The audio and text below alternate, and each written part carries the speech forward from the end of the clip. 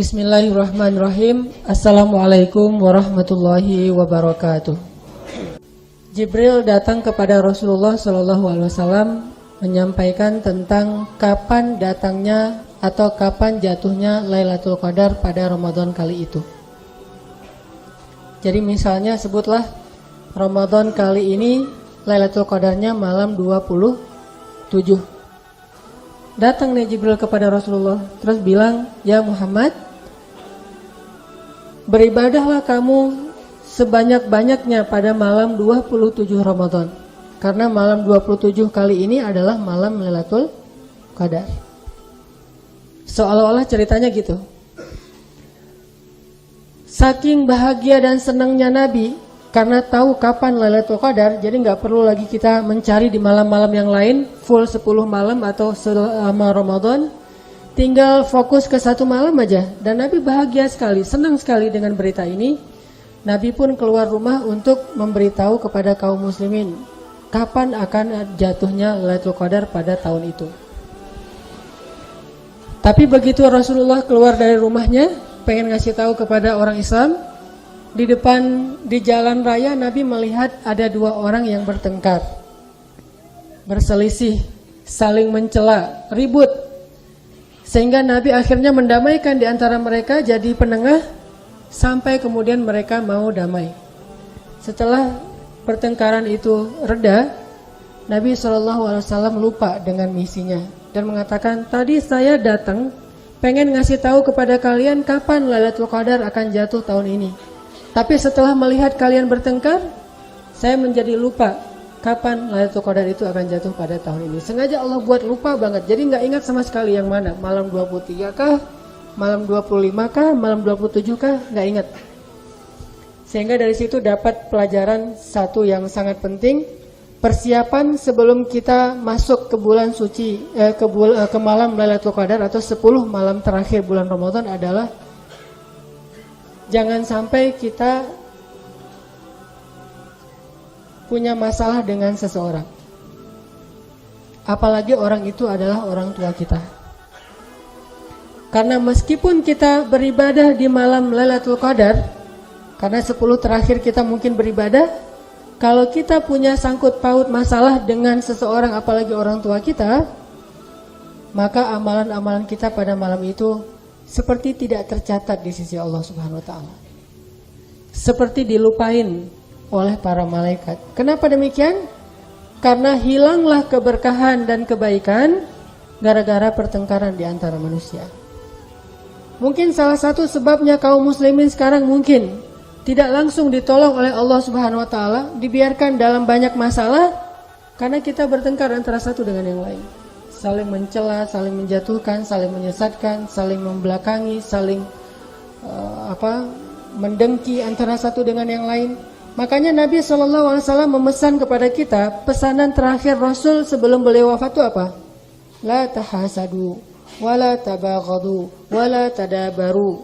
Jangan kalian saling dengki, jangan kalian saling membelakangi, jangan kalian saling marah, jangan kalian saling benci. Kenapa demikian? Karena permasalahan yang terjadi di antara kalian itulah yang menjadikan berkah dari Allah itu tidak turun kepada kalian. Amal-amal soleh itu tergantung antara langit dan bumi gara-gara masalah kita yang belum selesai di antara manusia. Bukankah ada hadis tentang bagaimana malaikat mengangkat amal manusia ke hadapan Allah? Kemudian Allah berfirman kepada malaikat pembawa amal itu, "Amhilu hadaini hatta yastaliha." Tahan amal dua orang ini sampai mereka berdamai. Maksud tahan, jangan bawa ke hadapan Allah dulu. Gak mau Allah menerima amal manusia selama dia masih punya masalah kepada sesama manusia. Yang bersalah tidak mau minta maaf, yang merasa dizalimi tidak memaafkan. Amhilu hadaini, tahan amal dua orang ini hatta yastaliha, sampai mereka berdamai.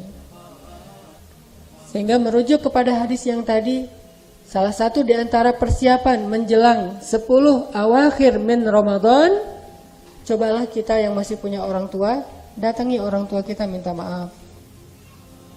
Kalau perlu, kalau orang tua kita masih sanggup ke masjid, ajak orang tua kita bareng-bareng ke masjid. Kita antari orang tua kita yang jadi supir buat orang tua kita. Kalau yang punya masalah dengan pasangan, saling memaafkan dan meminta maaf. Kalau sudah berlalu, sudah beda, udah divorce misalnya, saling memaafkan dan minta maaf walaupun tidak harus bareng lagi. Karena gimana pun juga, kalau ada ganjal di hati orang lain yang Allah melihat itu hak dia, karena kita belum minta maaf, maka Allah tidak akan menerima amal kita walaupun beribadah di malam Lailatul Qadar sekalipun. Inilah kenapa silaturahim itu termasuk salah satu di antara amal-amal kunci. Kan amal itu ada yang keistimewaannya karena pahalanya besar. Ada keistimewaannya memang penggugur dosa. Ada keistimewaannya dia sebagai kunci dari amal-amal yang lain. Salah satu kunci di antara amal-amal soleh itu adalah mengucapkan la ilaha illallah, itu kunci. Kalau nggak pakai la ilaha illallah, walaupun soleh banget, baik banget, tetap aja tidak ada nih nilai. Itu kunci amal namanya. Miftahul amal, kuncinya amal-amal soleh. Terus amal yang lain yang menjadi kuncinya amal soleh adalah ittiba, misalnya mengikuti Rasulullah SAW. Karena seseorang yang mengingkari sunnah Nabi, walaupun dia melakukan kebaikan tetap tidak bernilai. Nah, yang lainnya kunci amal soleh itu adalah menyambung hubungan yang terputus, berdamai dengan orang yang punya masalah dengan kita. Itu kuncinya amal. Dengan hadis tadi bahwa walaupun kita beramal soleh banyak, kalau kita memutuskan hubungan dengan seseorang, maka amal soleh kita itu tergantung antara langit dan bumi. Kalau kita meninggal, hubungan kita belum didamaikan, belum tersambung, berarti amal kita yang tergantung di langit bumi tadi itu akan berguguran, tidak diterima oleh Allah. Tapi kalau kita sambung, yang tadi kegantung antara langit dan bumi diangkat lagi di hadapan Allah dan Allah menerima, tidak mengatakan amhilu hadaini hatta yastoliha. Ini salah satu di antara persiapan supaya kita bisa insya Allah dapat Lailatul Qadar dan Lailatul Qadar kita itu diterima oleh Allah Subhanahu wa taala. Kan banyak anak yang soleh kepada orang lain tapi ke orang tuanya dia durhaka. Kenapa saya bilang durhaka? Sekedar mengatakan uffin terhadap orang tua itu sudah durhaka. Jangan tunggu sampai mukulin ayah, mukulin ibu, ngebentak. Kita mungkin gak sampai segitunya, tapi sekedar bilang uffin, ngeluh kepada orang tua kita yang membuat orang tua kita kata-kata itu jadi menyedihkan hatinya. Uffin yang menyedihkan hati orang tua itu adalah uququl walidain. Itu termasuk di antara kedurhakaan terhadap kedua orang tua. Ini persiapan yang mudah tapi cukup penting kalau kita pengen 10 terakhir kita insya Allah menjadi malam-malam yang berharga. Kalau orang tuanya jauh, telepon orang tuanya. Ayah, ibu, ini saya udah mau akhir Ramadan. Dulu sebelum Ramadan udah nelpon, sekarang nelpon lagi. Siapa tahu dalam waktu 20 hari ini ada aja kesalahan yang kita gak sengaja kepada mereka. Telepon, setidaknya mereka kangen tapi kita gak telepon, itu dosa. Orang tua kita apalagi ibu ya, kangen kepada kita, kangen banget. Cuma dia gak ngomong. Dan kita gak perhatian nanya atau kita nelpon dia gimana kabarnya, itu aja udah dosa. Kenapa dosa? Karena membuat ibu kita kesulitan, kesusahan dengan perasaan rindunya kepada anaknya dan anaknya tidak perhatian. Itu aja udah dosa, berarti tetap aja kita minta maaf, telepon orang tua kita, minta maaf, minta doa. Mudah-mudahan dengan doa dari orang tua kita nanti dicatat oleh Allah salah satu yang tahun ini dapat Lailatul Qadar. Ini satu amalan menjelang 10 terakhir bulan Ramadan. Yang kedua, kalau kita yang punya kesibukan, usahakan 10 terakhir ini kan final Ramadan. Usahakan kesibukan kita mulai harus dikurangin. Karena agak-agak kewalahan kita bisa konsen, khusyuk sholat di malam hari kalau siang hari kita banyak kegiatan. Kecuali memang gak bisa ditinggalin kayak pegawai negeri atau apa, oke lah. Tapi kalau bisa semaksimal mungkin kita berusaha jangan sampai siang itu menyita konsentrasi kita di malam hari. Jangan sampai kesusahan kita, kelelahan kita di siang hari itu buat kita gak lagi powerful sholat malam. Kalau kita kadang-kadang sesekali ninggalin taraweh di 20 malam pertama ini oke lah, masih bisa gak taraweh tapi nanti bisa sholat malam misalnya. Atau sholat malamnya jam 3 malam menjelang sahur. Tapi kalau 10 malam terakhir kayak gitu juga, kayaknya rugi nih. Seharusnya penampilan di final itu lebih bagus daripada di penyisihan. Jadi kalau di penyisihan kita udah habis-habisan, di finalnya biasa aja, ada yang kurang, rugi gitu. Makanya di final itu harus lebih optimal lagi, lebih sungguh-sungguh lagi dalam ibadah malam. Jadikanlah 10 hari terakhir itu powerfulnya malam hari. Siang mah nggak apa-apa. Misalnya siang istirahat, siang mungkin kegiatannya kegiatan santai, tapi malamnya ngejos gitu. Malamnya itu ngegas banget. Memang 10 hari terakhir itu puncaknya di malam hari. Di siang hari tidak masalah kalau kita agak-agak santai. Tilawahnya malam hari. Tilawah siang hari oke, tapi malamnya lebih banyak lagi tilawahnya. Zikir siang hari oke, tapi malamnya lebih banyak lagi zikirnya. Intinya hidupkan malam. Kalau bisa malam itu kita tidak tidur kecuali sebentar saja. Kalau udah nggak tahan sama sekali baru kita tidur, kemudian sisanya dipakai untuk beribadah. Dan tolong nanti di malam-malam terakhir bulan Ramadan ini kita nggak banyak ngobrol, nggak banyak chatting, tapi banyak zikir. Kadang salah satu di antara fenomena kita kalau itikaf itu, apalagi itikaf di antara teman-teman, namanya juga itikaf geng gitu kan ya. Datang sama-sama gengnya, sampai di sini ketemu sama teman-teman, ngopi di teras misalnya atau di pojok masjid, udah aja ngobrol. Nggak sengaja, nggak kita sadarin, ternyata kita udah ngelewatin berjam-jam hanya dengan ngobrol. Walaupun nggak dosa mungkin, dan duduk di masjid aja udah berpahala, tapi kan sayang kalau hanya ngobrol sebentar. Kecuali panitia mungkin untuk kemaslahatan bersama, dia butuh koordinasi satu dengan yang lain. Tapi kita sebagai peserta banyak-banyak zikir aja deh. Karena zikir kita menjelang tahajud akan membuat khusyuk lebih terasa nanti ketika kita tahajud. Ini yang kita lakukan nanti di 10 malam terakhir yang akan dimulai kapan? Malam Ahad besok. Malam Ahad ini sudah masuk malam 21 insya Allah. Sehingga sudah mulai final dari bulan Ramadan. Nah sekarang kita akan ngebahas tentang beberapa keistimewaan yang Allah simpan di dalam ibadah-ibadah malam, terutama ibadah tahajud, sholat, apalagi yang kita lakukan di bulan Ramadan dan di 10 malam terakhir. Apa perintah yang paling terkenal di dalam surat Al-Muzammil? Perintah apa yang paling terkenal di dalam surat Al-Muzammil? Perintah bangun malam atau tahajud. Selain tema tahajud, kira-kira buat teman-teman yang pasti seringlah membaca surat Al-Muzammil, kira-kira ada tema apa lagi yang tersirat di dalam surat Al-Muzammil? Kalau yang tersuratnya adalah tahajud, ada yang tersirat enggak? Ya? Ya? Tilawah? Oke, itu tersurat. Perintah membaca Al-Quran dengan tartil. Ada lagi enggak? Apa? Yang kencang? Menunaikan zakat, oke. Tahajud, tilawah, zakat. Apa lagi? Surat Al-Muzammil ini, kalau kita teliti lebih dalam, sebetulnya surat tentang suami istri. Surat tentang suami istri. Terutama di sini ada pesan yang tidak tersurat tapi tersirat di dalamnya kepada para perempuan. Mana? Oh, perempuan. Salah ngelihat ke atas. Kepada para perempuan, para istri-istri nih. Surat Al-Muzammil ini surat Makkiyah atau Madaniyah? Makkiyah artinya surat yang turun apa?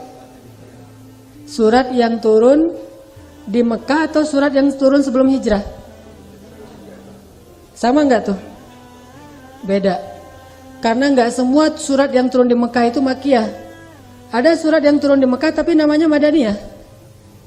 Idza jaa nasrullahi wal fath. Tapi dia Madaniyah. Surat yang turun sebelum hijrah. Sedangkan Madaniyah, surat, ini sekalian belajar tafsir ya. Surat Madaniyah itu surat yang turun setelah hijrah. Kenapa hijrah jadi tonggak perubahan penanda bedanya nama surat? Karena hijrah itu adalah perubahan dalam strategi dakwah. Saking pentingnya hijrah. Oke, kita balik ke surat Al-Muzammil. Surat Makkiyah, artinya surat yang turun sebelum hijrah. Bahkan bukan cuma Makkiyah, surat Al-Muzammil ini adalah surat yang salah satu surat yang pertama turun. Salah satu surat-surat yang pertama turun seperti Al-Fatihah, Al-Ikhlas, Al-Muzammil, Al-Mudaththir, Al-Alaq, Iqra bismi rabbikal ladzi khalaq. Dia menjadi salah satu surat yang pertama-tama turun. Kalau dia surat yang pertama turun, kira-kira waktu itu istri Nabi masih yang siapa? Khadijah. Jadi surat-surat Makkiyah, terutama yang awal-awal, itu surat-surat yang turun ketika masih ada Khadijah di sisi Rasulullah. Sehingga tetap di dalam surat itu ada selalu kayak pesan-pesan yang tidak tertulis tentang kehidupan Rasulullah bersama Khadijah. Jadi kalau kita pengen tahu hidupnya Rasulullah bersama Khadijah itu, coba deh buka lagi lembaran-lembaran ayat yang turun di awal-awal risalah. Di situ kita bakalan tahu gimana sih rumah tangga Rasulullah dengan Khadijah. Salah satunya adalah surat Al-Muzammil dan surat Al-Mudaththir. Ketahuan di situ gimana Khadijah. Nanti saya hubungkan dengan Ramadan. Apa artinya ayuhal muzammil? Wahai orang yang berselimut. Apa artinya ayuhal mudaththir? Sama kan ya? Wahai orang yang berselimut. Tapi kok selimutnya beda merek? Yang satu ya ayuhal muzammil, hai orang yang berselimut. Yang satu lagi wahai ya ayuhal mudaththir, wahai orang yang berselimut. Sama-sama wahai berselimut, tapi kenapa mudaththir dan muzammil? Di Al-Latif udah ada muzammil, tinggal nyari al-mudaththir. Insyaallah ntar followersnya banyak juga nih. Mudaththir, sama-sama berselimut. Bedanya apa? Selimut dengan merek muzammil dengan selimut bermerek mudaththir. Bedanya apa? Selimut merek muzammil adalah selimut yang dipakai oleh Rasul ketika beliau merasa sangat sedih, lelah, kecewa di dalam dakwah. Jadi rasa sedih, galau berat gitu. Kecewa, ada masalah dengan orang lain, itu pakai selimutnya muzammil. Tapi kalau mudaththir, selimut ketika Nabi dalam keadaan bingung, dalam keadaan ketakutan. Bingung, ini siapa yang datang kepada saya? Ternyata Jibril. Kenapa dia memeluk saya erat sampai saya sesak nafas sehingga Nabi ketakutan? Dathiruni, selimuti saya. Dua kondisi Nabi dalam keadaan tidak nyaman di hatinya. Takut, bingung, galau, sedih, kecewa. Ketika Nabi SAW dalam keadaan kayak gitu, kemana Nabi pergi? Kemana Nabi perginya? Pulang ke rumahnya. Lalu di rumahnya kemana beliau pergi? Ke kamarnya. Lalu apa kata beliau kepada istrinya? Dathiruni, zammiluni, selimuti saya. Itu bukan ogoh ya, bukan manja. Tetapi itulah salah satu di antara peran seorang perempuan kepada suaminya ketika dia pulang berdakwah, pulang bekerja, pulang mencari nafkah. Sehingga ada satu pesan dari ulama, di antara amal soleh seorang perempuan itu adalah menanti kedatangan suaminya. Bukan nanti di pintu terus udah datang, oh ya udah datang, udah ya beres ya, nggak gitu. Ternyata di situ ada peran lain, menanti kedatangan suami. Ngapain? Kalau suaminya lelah, maka dia akan melepaskan kelelahan suami itu dengan apapun yang diharapkan oleh suami. Mungkin minum air, mungkin dipijetin, mungkin diselimutin, dan seterusnya. Sehingga para ulama mengatakan di antara amal soleh perempuan yang paling besar pahalanya itu adalah dia berada di rumah sebelum suaminya pulang. Di antara amal soleh perempuan yang paling besar pahalanya itu adalah dia berada di rumah sebelum suaminya pulang. Kira-kira yang nyelimutin Nabi dengan muzammil dan mudaththir siapa? Khadijah. Sehingga ketika seorang suami punya masalah di luar rumahnya, maka masalah itu seolah-olah hilang ketika dia kembali ke rumahnya, ketika dia melihat wajah istrinya, ketika dia tidur dan ingin ditemani oleh istrinya. Khadijah itu bukan cuma nyelimutin terus pergi gitu, kan gak seru ya. Ini kayaknya capek, udah diselimutin ya, tidurnya matiin lampu terus pergi. Agak-agak kurang pas gitu. Enggak cuma diselimutin gitu. Kalau kita baca sejarah, Khadijah menyelimuti Rasulullah sambil dibelai kepalanya. Harusnya nih yang cowok-cowok jangan dengar nih. Kasihan nanti ibu-ibu nuntut. Mama rugi nggak datang kemarin taklim di hari Rabu. Kenapa? Itu ngebahas Khadijah loh mah. Mama banget lah pokoknya. Gimana menjadi seorang perempuan yang sampai Allah aja nitipin salam ke dia lewat Jibril. Kalau kita kan salam lewat orang ya. Ada salam atau lewat assalamualaikum lewat ngejapri. Ini mah Allah sendiri yang ngejapri. Salam, assalamualaikum warahmatullahi wabarakatuh wahai Khadijah, dari Allah loh. Perantaranya bukan handphone, tapi malaikat yang paling amanah. Handphone aja kadang-kadang nggak amanah gitu. Kita ngetik apa, dia kan sering tuh salah ketik kan ya, sehingga salah paham. Saya nggak usah memperjelas, itu banyak kasus-kasus kayak gitu dan bahaya banget. Salah ketik akhirnya salah paham. Kalau Allah mah menitipkan salam itu lewat malaikat yang paling amanah. Jibril alaihissalam datang kepada Khadijah, sopan lagi tuh masuknya tuh. Khadijah udah berjilbab belum? Ya udah saya tungguin. Pas Khadijah udah berjilbab masuk, ya Rasulullah titipin salam ya buat Khadijah dari Allah dan dari Jibril. Rahasia perempuan dicintai oleh Allah sampai Allah nitipin salam, ternyata salah satunya adalah ya ayyuhal muzammil. Dia mampu memberikan kenyamanan buat suaminya ketika suami berada di rumah. Itu dalam bahasa yang sering kita dengar disebut dengan istilah sakinah. Litaskunu ilaiha, supaya kalian wahai laki-laki menjadi sakinah, tenang kepada perempuan. Beda kalau kita manja sama teman kita, kan beda tuh. Kita capek, aku lagi galau, tolong dong pundak kamu, aku pengen. Itu kan ngeri ya. Jadi kita nih sesama teman-teman nih nongkrong nih cowok-cowok di kafe lagi ngopi gitu. Saya lagi capek banget hari ini, boleh nggak pinjam pundak kamu? Oh iya boleh, silakan. Wah itu bahaya banget tuh kayak gitu-gitu. Minjam pundak temen. Tapi kalau pundak istri, pernah nggak tidur di pundak istri? Maaf, yang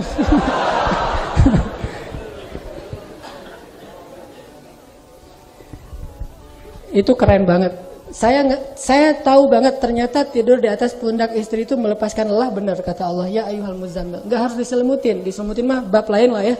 Ini nggak diselimutin aja udah hilang semua masalah. Jadi benar kata Allah, tujuan dari pernikahan itu biar cowok-cowok itu ada tempat pulang, ada tempat kembali melepaskan lelahnya. Litaskunu ilaiha, supaya kamu merasa sakinah kepada perempuan. Dan tempat tinggal perempuan itu bahasa Arab apa? Maskan. Sama dengan kalimat sakinah. Dari akar kata yang sama tapi berubah secara gramatikal. Perempuan yang memberikan ketenangan bagi suami berarti dia telah menanamkan sakinah di dalam hati suami, dan itu tujuan pernikahan. Dan tempat perempuan menanamkan sakinah itu bukan di tempat yang lain tetapi di dalam rumah. Sehingga rumah dalam bahasa Arab disebut dengan maskan. Artinya surat Al-Muzammil ini adalah surat tentang keistimewaan Khadijah yang tidak tersurat secara jelas tetapi tersirat jelas sekali tuh. Kalau kita baca kapan ini turun, lalu dalam keadaan apa dia turun, lalu siapa yang nyelimutin Nabi, kan harusnya kita nanya gitu ya, penasaran dengan Al-Quran. Kalau baca jangan cuma baca terjemah terus pelajaran, coba agak-agak kepo gitu. Ini ayat surat Makkiyah Madinah ya, oh Makkiyah gitu. Kalau Makkiyah ini Makkiyah yang keberapa? Oh ternyata salah satu di antara 5 ayat surat yang pertama turun, berarti Khadijah banget dong. Kira-kira yang nyelemutin Nabi siapa ya? Kan suka gitu ya. Kayak misalnya kita dengan pasangan kita, baik yang sudah resmi atau yang belum resmi, hampir resmi gitu ya. Dia foto gitu, foto sama foto sendiri lagi di mana gitu foto. Kan suka penasaran, itu yang moto siapa, kan suka gitu kan? Siapa ya yang moto gitu? Oh yang moto misalnya teman gitu, atau siapalah yang moto mah Samsung misalnya, kan gitu ya. Kenapa kita jadi penasaran kepada siapa yang moto tapi kita nggak penasaran Nabi yang nyelemutin siapa ya? Saking perhatian kita kepada Al-Quran. Itu yang saya bilang kemampuan menafsirkan Al-Quran yang dilatih di Al-Azhar tuh kayak gitu. Nggak cuma letterlek, nggak cuma konteks, nggak cuma teks, tapi memahami konteks yang dalam. Sehingga banyak pelajaran yang kebuka setelah itu. Ternyata surat Al-Muzammil yang selama ini kita tahu ayat tentang tahajud, ternyata dia juga surat tentang perempuan yang solehah, yang menyelimuti suaminya ketika suaminya merasa sedih, lelah, letih, kecewa, galau gara-gara banyaknya urusan pekerjaannya di luar. Bukan justru pas datang ke rumah dikomplain, berarti nggak Muzammil banget tuh. Nggak surat Al-Muzammil banget dan nggak Khadijah banget. Ini satu. Ternyata sakinahnya kita dapetin itu dengan kita berkeluarga. Nggak akan pernah sakinah deh pokoknya kalau belum berkeluarga. Tetap aja nggak akan sempurna. Oh sakinah Ustaz, belum ngerasain sih gimana berkeluarga. Coba kalau udah ngerasain baru tahu, oh ternyata benar ya kata Ustaz Hanan, berkeluarga itu jauh lebih sakinah daripada apapun. Misalnya teman-teman punya hobi apa nih? Hobi puasa. Gaya. Hobi, sebutlah misalnya hobinya taklim gitu ya. Taklim sakinah nggak sakinah? Sakinah nggak taklim? Sakinah. Apa bukti sakinah dalam taklim? Ngantuk. Orang kalau udah masuk taklim ngantuk. Berarti taklim itu sakinah, saking menenangkan jadi bisa tidur. Makanya di tablik itu dulu suka ada anekdot kita tuh kalau ada teman yang tidur biarkan dia lagi sakinah. Gitu. Lagi taklim tidur udah berarti dia mendapatkan sakinah. Bukankah janji Nabi itu bahwa siapa yang duduk dalam majelis zikir maka akan dikelilingi oleh malaikat dan Allah memberikan sakinah kepada dia? Salah satu bentuk sakinah itu adalah bisa tidur lelap. Langsung tuh otomatis. Pokoknya kalau susah tidur pergi ke Al-Latif deh. Ikut taklim gitu. Insya Allah langsung. Apalagi kalau ustadznya makin soleh itu makin sakinah. Jadi kalau teman-teman nggak bisa tidur berarti ustadznya kurang soleh nih. Kenapa nggak bisa tidur? Hore, bisa ketawa-ketawa nggak bisa tidur kan? Kayak tadi awal-awal kan pada mau tidur tuh. Sebelum saya ngebahas tentang Khadijah, udah mulai kirain ngerti gitu. Oh Masya Allah samina wa ta'na gitu. Ternyata bukan samina wa ta'na, sakinah. Makin soleh ustadz, nggak banyak lucunya, makin sakinah.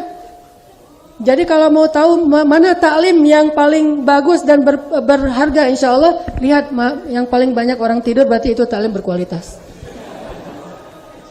Kalau nggak pada tidur, oh berarti ini biasa-biasa aja lah.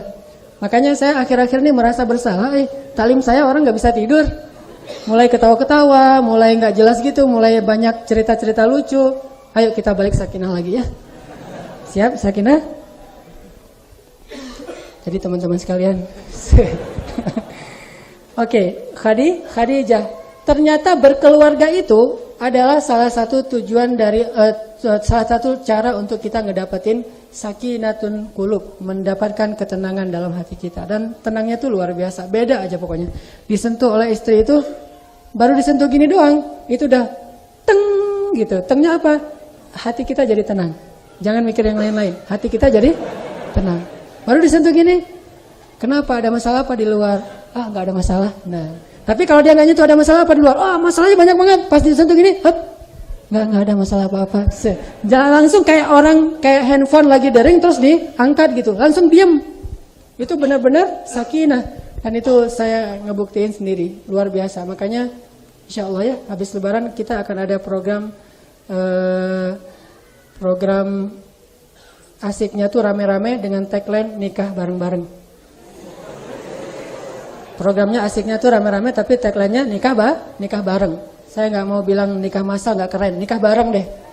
Nanti kita akan bikin program nikah bareng, teman-teman mulai coba ancang-ancang dari sekarang, siapkan CV segala macam. Insya Allah bulan September minimal 100 orang yang ikut pengajian di Al-Latif udah nikah.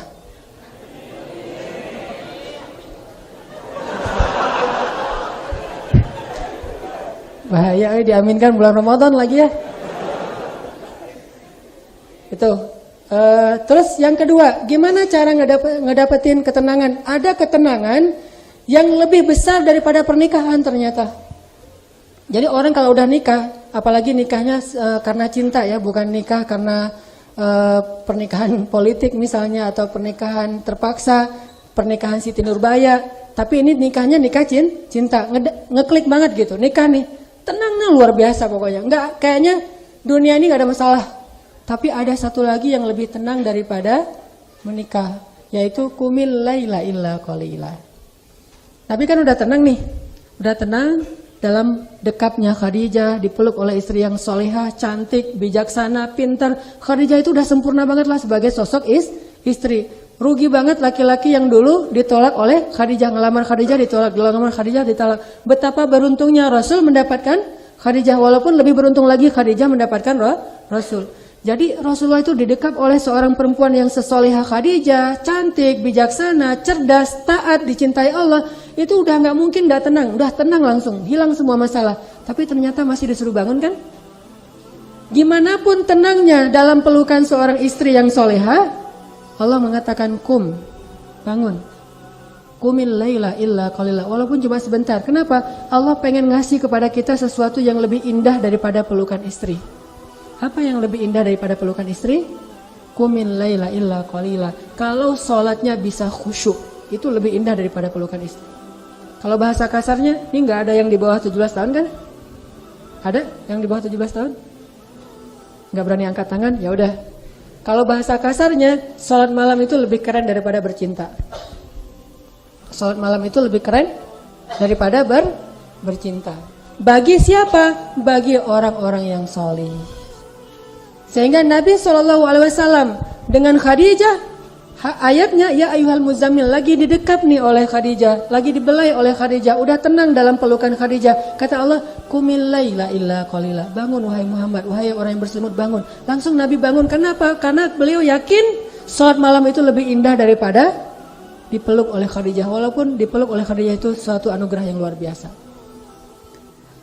Cerita yang kedua, selain Al-Muzammil dan Al-Mudaththir, Nabi dipeluk oleh istrinya. Kali ini yang bukan cuma cantik, tapi juga masih muda. Satu-satunya perawan yang dinikahi oleh Rasulullah, yaitu Aisyah. Tapi dia hadis, bukan ayat. Sama juga gitu. Kata Aisyah, suatu malam ketika aku sedang tidur bersama Rasulullah. Enggak kayak gitu hadisnya. Ketika Rasulullah tidur bersamaku. Artinya Rasulullah senang kepada Aisyah, tidur bersama Aisyah. Dan malam itu mereka melakukan hubungan suami istri. Kemudian Rasulullah tidur bersama Aisyah. Tiba-tiba Rasulullah mengatakan, biarkan aku menghadap Tuhanku.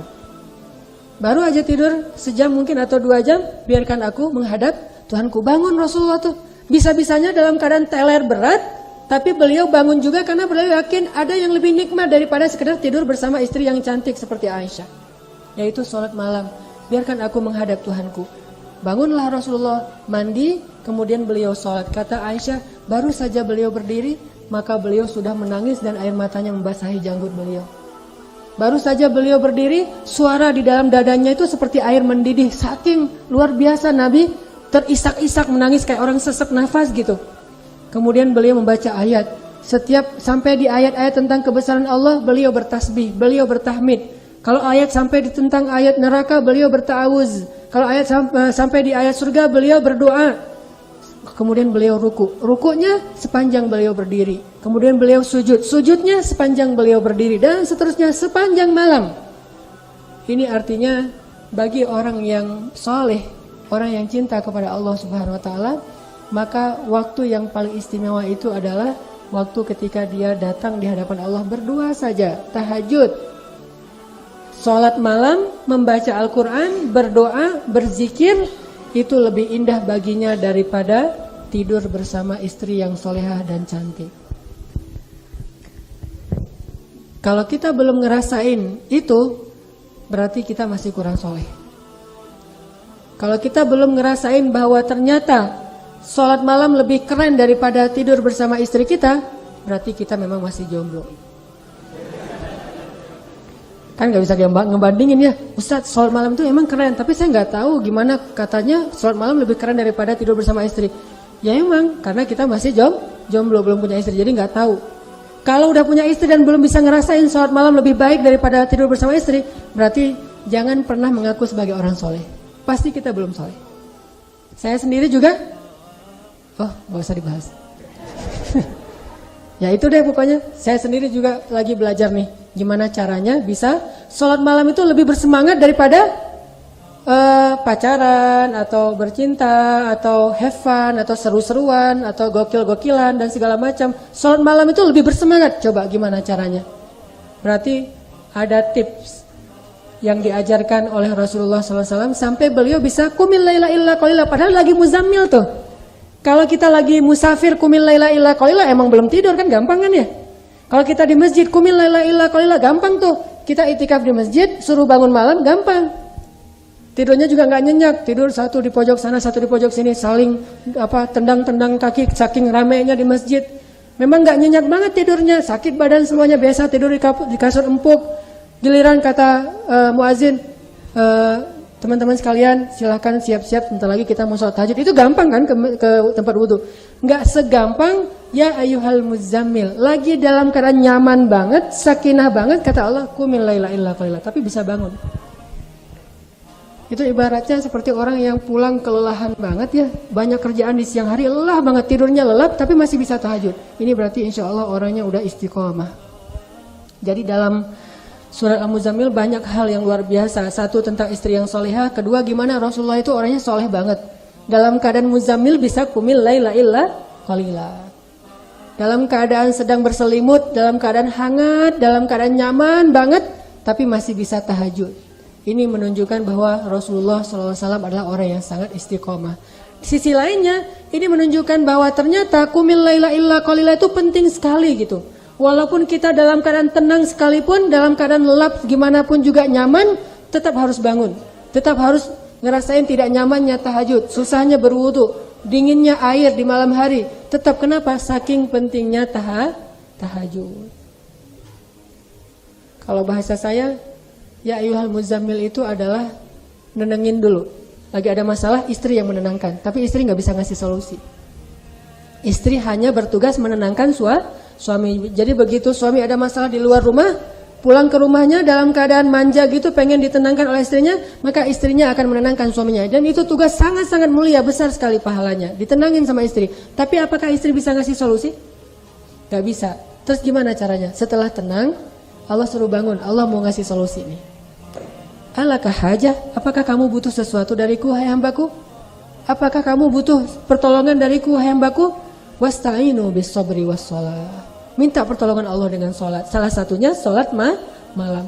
Berarti ketika Allah Subhanahu wa taala memberikan kita Lailatul Qadar, Allah Subhanahu wa taala memberikan kita kesempatan untuk meminta pertolongan Allah seperti seseorang yang beribadah 80 tahun lamanya lalu berdoa, ya Allah tolong saya. Kira-kira Allah tolong gak tuh?